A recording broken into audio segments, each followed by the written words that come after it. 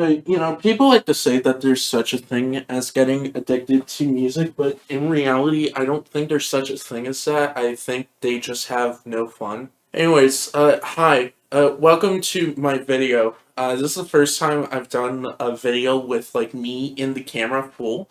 And I also don't really have any music to put out, yet, at least. So, I've decided to make a relatively common video on how to find new music to listen to, or to at least listen to more music. I don't have a script for it, I just have like a couple of things that I wrote down in my notebook to just kind of act as a jumping off point. But this video will hopefully act as a way for you to not only discover new music, to discover stuff from newer artists or so, but to also catch up on other artists that are either popular or influential to your genre that you may not have listened to for a while, like I have, like a dumbass. This is not in any specific order, mostly because I don't have the time to do that. But yeah, let's get going. I had gotten this idea to just ramble because a close friend of mine, Cass Kaplan, who makes real good music herself, you should listen to that. She did a video talking about like a really good book in the middle of the woods, and I figured, hey, I'm autistic too, I could do that. Okay, the first thing I've set on my list is friends. Your friends can be a really good way for you to find new music and older music as well. I have 3 friends that show me music. The first one just kind of throws me niche shit at me, and then I listen to it after like 3 days, and it's mostly pretty good. That's how I found Toshimaro Nakamura, who is like the only ambient artist that I like. The second one, a friend of mine shows me a lot of video game soundtrack music. Wide range, Bandai Namco, Nintendo, Sega, you know the deal. I am a #1 Sega fanboy solely because of the music, and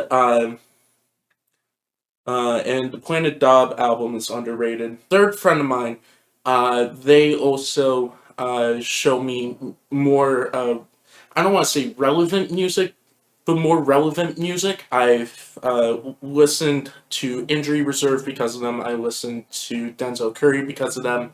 Eventually, I need to catch up on Porter Robinson, because if I don't, they're going to make me. But friends can be really good for you to find new music to listen to. So ask your friends, assuming that they have pretty good music taste. Even if they don't, you can find new artists to listen to. Maybe you can finally listen to Nav for once. I don't fucking know. Alright, next thing up is labels. Uh, Specifically smaller labels, or at least ones that aren't like Warner Music or Universal. Another video of this genre mentioned labels as a good way to find new music, but labels are really good insofar as they're basically music review curators without actually reviewing the music. They just show it to you.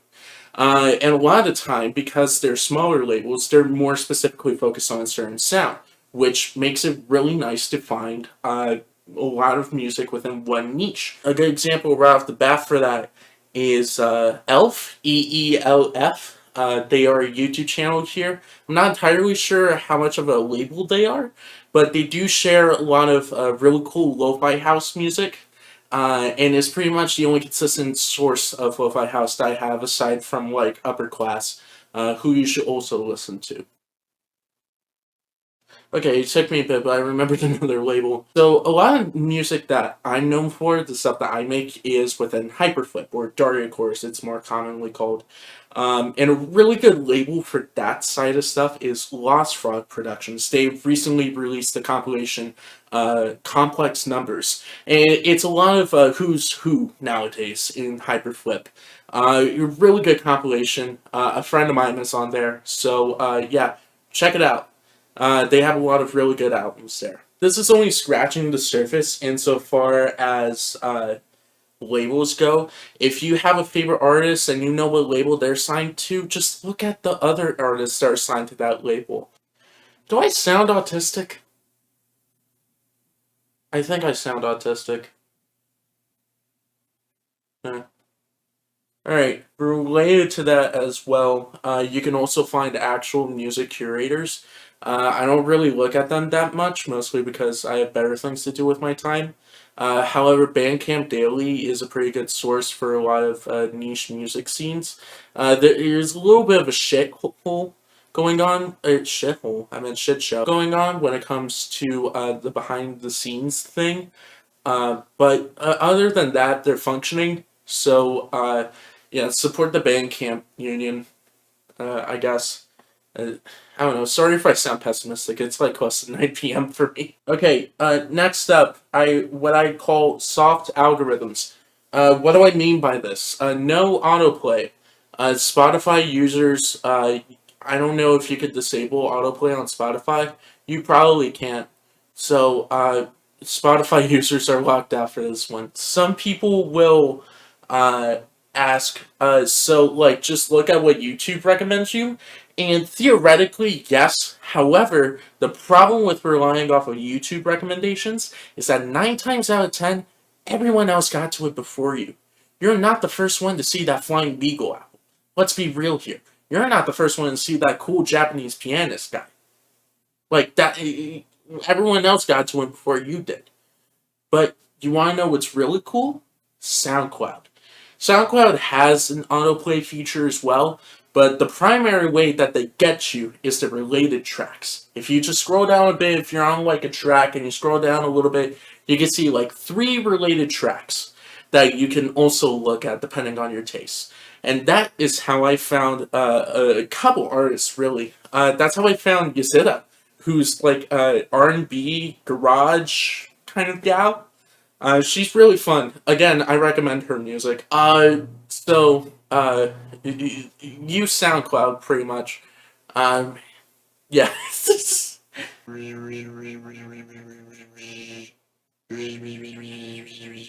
Number 4 is literally talk to any old person. This is a whole suitcase of Spanish cassettes. I wish I was joking for this, but like, I got it from a nice little Spanish teacher. She's very nice. She teaches at the same community college that my mom works at.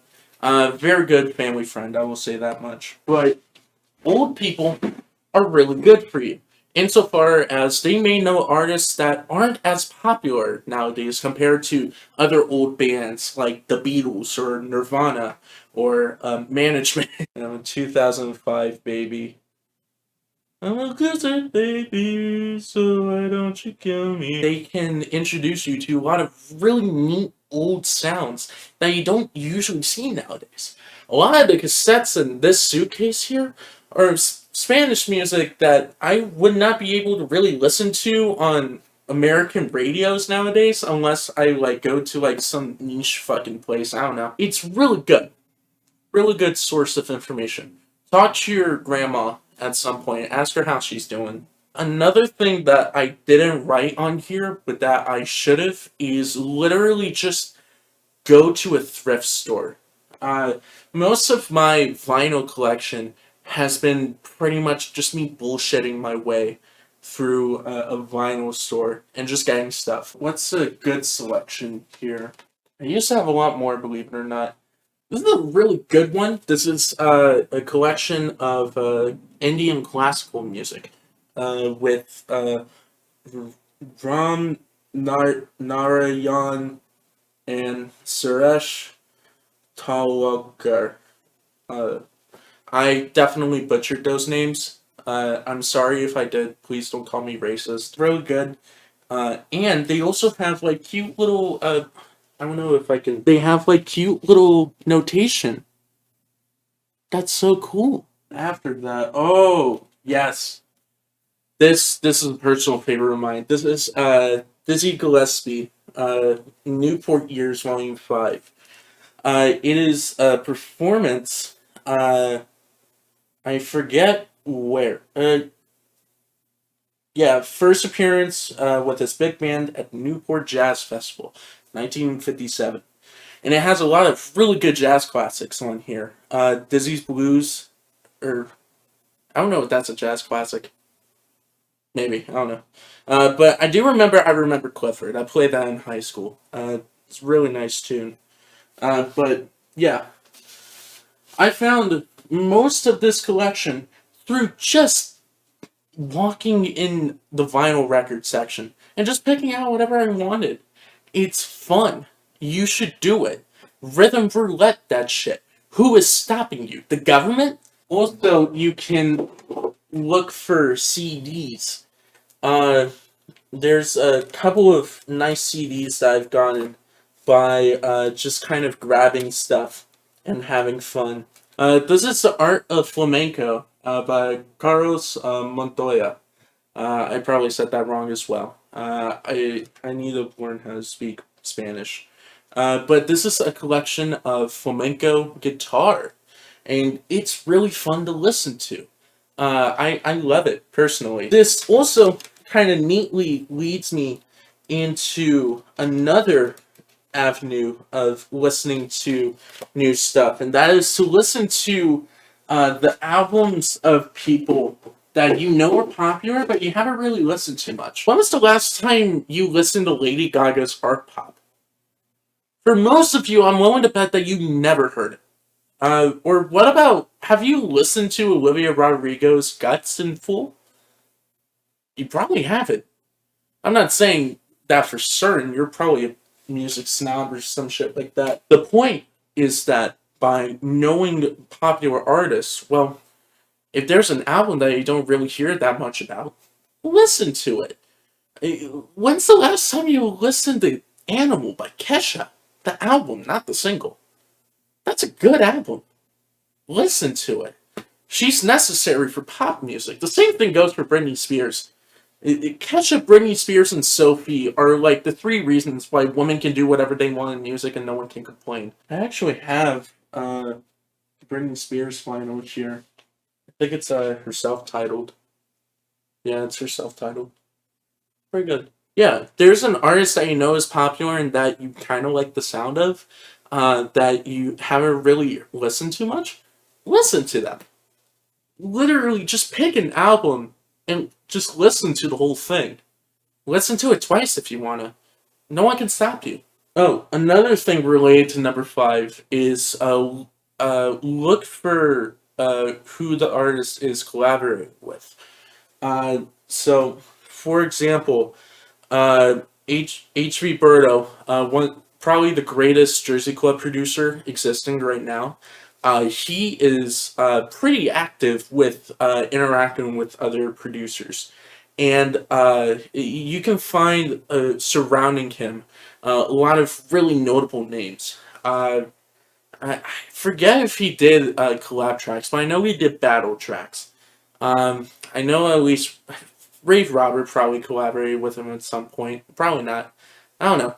Either way, both of them are really good. Also, listen to Twerk Nation 28. They're basically the who's who in Jersey Club nowadays. So, yeah. Find other artists through other artists.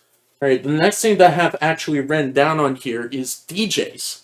You remember when those were a thing? Well, they're still a thing. You can find them mostly within NTS and Boiler Room sets. And they're both one of the greatest gifts ever graced upon Heaven and Earth. Heaven, Earth? Heavenly Earth. That's what I meant to say. Heavenly Earth. Boiler Room and NTS are really good. You can also find a couple of channels that are dedicated to a specific place hosting DJs. There's one on Kindred Radio, probably the most popular one, with Skrillex, Floatin'. I think there's a woman there, and it's like a miracle, you know, to have all of these wonderful artists that are there, and it's really nice. Uh, yeah, you should listen to that set. Listen to it right now. What are the benefits of looking at DJ sets? Well, first off is that you find a DJ. 6 times out of 10, that DJ also produces their own music. So that means you have more music to listen to just from that artist name alone. So, like, you know, if you're on, like, NTS and you see, like, Jane Remover's Wait, Watch This series, and you're like, oh, hey, maybe I should listen to some of her stuff. She seems to be a pretty good producer. Then you hear Frailty, and your life fucking changes. Another reason why DJs are really good for discovering new music is the actual music that they play. Do you remember that they play music? It depends on the DJ in question. Jane Remover, for example, does kind of flip flops between original only and other people only. But 9 times out of 10, as long as they're a popular DJ, they probably are playing other people's tracks. But that means that you have a lot of names that you could sort out, as long as you know the set list, which is not a definite thing depending on the DJ set in question, which sucks. We should probably normalize that kind of practice, but who am I to say?